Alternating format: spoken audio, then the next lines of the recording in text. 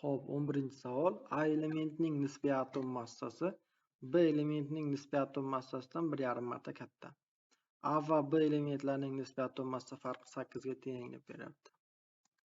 Xo'p, agar demak A element deb qabul qilib olaman hamda B element.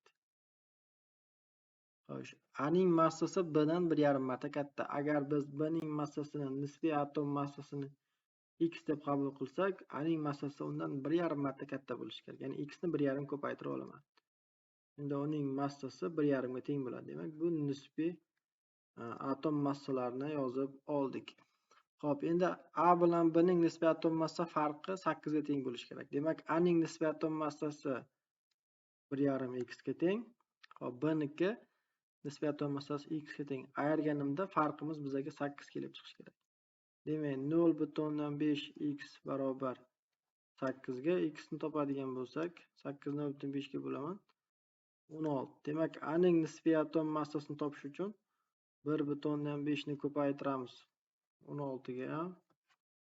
Xo'p, demak, A ning massasi 24 bo'ladi. B ning demak nisbiy atom massasi 16. Demak, 16 massali element bu kislorod, 24 massali esa bu magniy.